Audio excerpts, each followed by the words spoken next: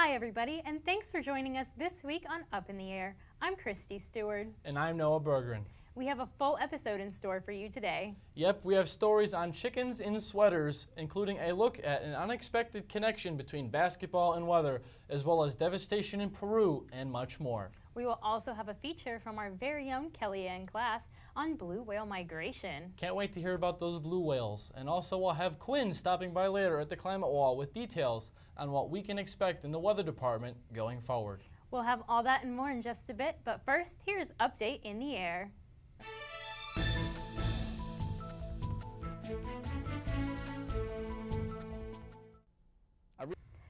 With spring's recent arrival, severe weather will become more common, especially in Tornado Alley.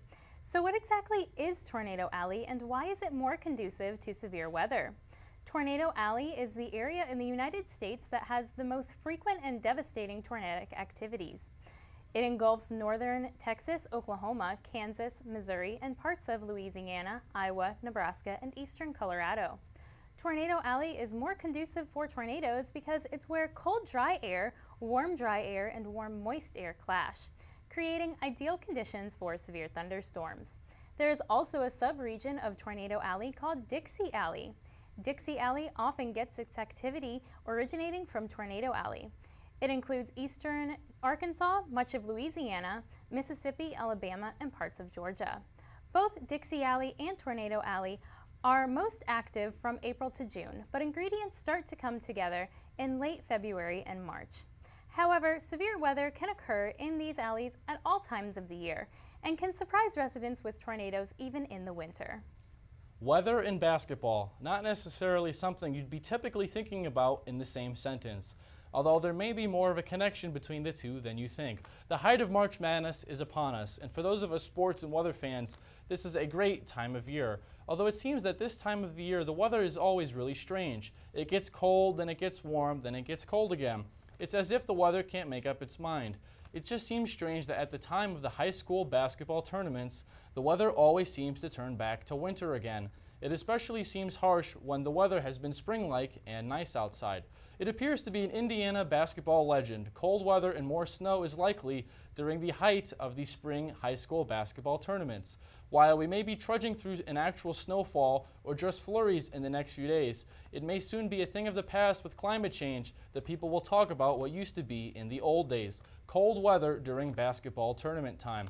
It is a weird connection that goes back a long time that seems to always come true this time of year. The action on the court heats up as the weather outside gets more active.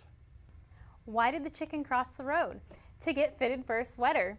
In Massachusetts, the winter has been too cold for many chickens on an estate, causing a decline in egg production. Residents across the street at Fuller Village Retirement Home noticed many of the chickens at the estate were native to Malaysia and not cut out for harsh New England winters. Even the local hens were chilly from losing most of their feathers during molting. The retirement home's knitting club came to their feathery friends' rescue by knitting them some swab sweaters. The chickens love their sweaters and egg production has gone way up.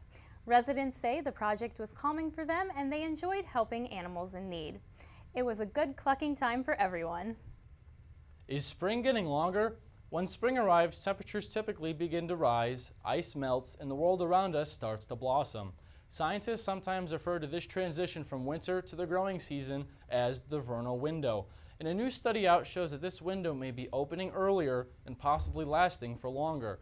Research shows that the northern hemisphere snow cover extent has declined significantly in the past 30 years.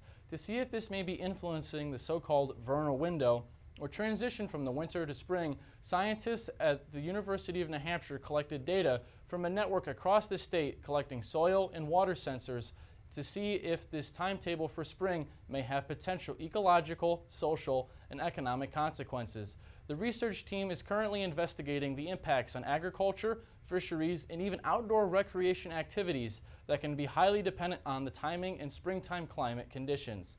A longer spring could mean a longer mud season requiring more road repairs and truck weight restrictions, as well as a possible shift in the duration of the sugar maple season, which in New England has major consequences. A series of storms have been wreaking havoc in northern Peru. Intense rains have caused flooding and mudslides. 72 people have died, hundreds of thousands of homes have been destroyed, leaving thousands homeless. Roads are impassable and hundreds of bridges have been washed out. This is the strongest event along the coast of Peru since 1998. Their president has declared a state of emergency and the government has set up shelters and assistance for those affected. Flooding has even reached Lima, a city that rarely floods. There, police have had to lead hundreds of residents out of town by guiding them one by one on a rope through raging waters. Those not evacuated haven't had drinking water available for over a week and a half. Recovery is expected to take a long time. Goodness gracious, great balls of fire. A perfect storm of fire and ice may have led to the snowfall formation on planet Earth. But what caused the largest glaciation event in Earth's history, known as Snowball Earth? Geologists and climate scientists have been searching for this answer for many years, but the root cause of this phenomenon remains elusive. Now, a new study with researchers have a new hypothesis about what caused the runaway glaciation that covered the Earth pole to pole in ice and snow.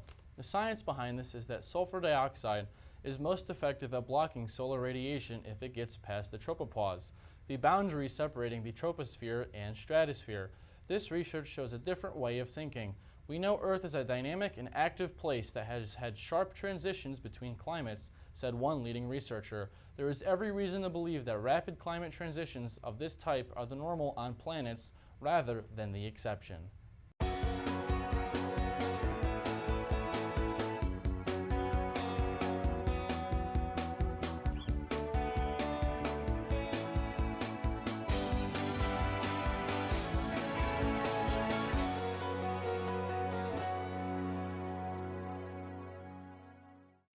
Thanks for tuning back in. We now have a special feature from Kelly in class on blue whale migration.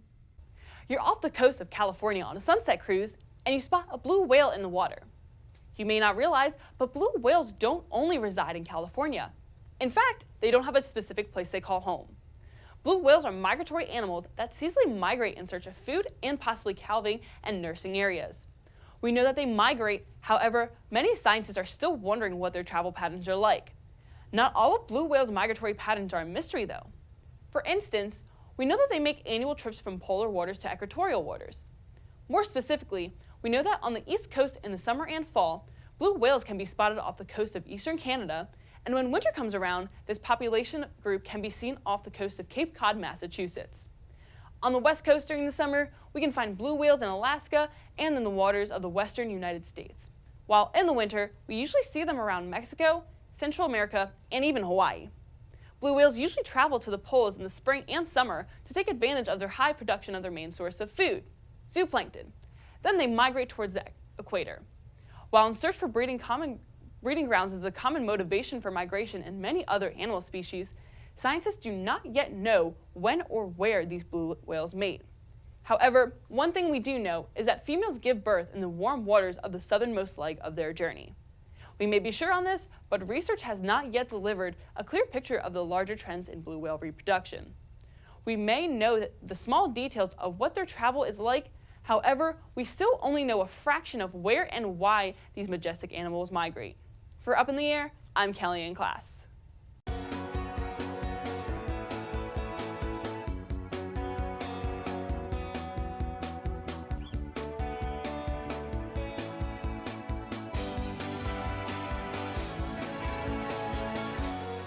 Welcome back to the show. Well, my dog and I have been enjoying the start to spring so far. How has your spring been so far? Yeah, so the first few days have been awesome. I've been able to dust off my golf clubs, which have been sitting in my apartment, not used for the very cold winter that we had here in Happy Valley. So it certainly was nice to get out on the Penn State golf courses and go on the driving range again. Quinn, how has your first few days of spring been here in Happy Valley? You know, I really can't complain after last week's snowstorm here in State College and much of the Northeast. It's feeling a little bit nicer out there, even though it's not that spring-like temperatures yet. But you can really see with this ridge here that we're going to start to build in some warmer spring-like temperatures heading throughout our weekend. And really, this is going to move east, and another ridge will be building into the region by the end of next week. So hopefully we are going to see some above normal temperatures for next week. And that really shows here from our temperature outlook. Above normal temperatures spread across really in the entire United States basically. There's only a little blurb up here in the Pacific Northwest that they're going to see some below normal temperatures heading throughout the next week. And associated with that above average temperatures is above normal rainfall really across the whole United States. Again, slightly above average here in State College, with our friends of the Pacific Northwest really seeing the most above average rainfall possible. Let's take a look at our drought monitor. You know, the main story for the past few months has been the improvement of the drought in California. They saw a ton of rain and snowfall events push throughout their region, it really improving their drought. And that is a good news for them. Bad news, though, for the people in the Midwest. They are seeing some really bad drought conditions there. And as we head throughout spring and starting to plant for our harvest in the fields, it's going to be a little bit tough for them as they are experiencing a drought. And here in the Northeast, we are also dealing with a drought, especially towards our New England friends up there. They are seeing a severe drought, really that's confined to the southeast portions here in Pennsylvania, where there's a moderate drought just to the southeast of State College. And if you guys are heading out this weekend, here's what it's looking like. Those above normal temperatures are going to be there. 59 degrees on Saturday, chance of showers. Dropping a little bit as we head throughout Sunday, a high temperature of 50 degrees with a few showers around the region. That's all I have at the wall. Back to you guys at the desk.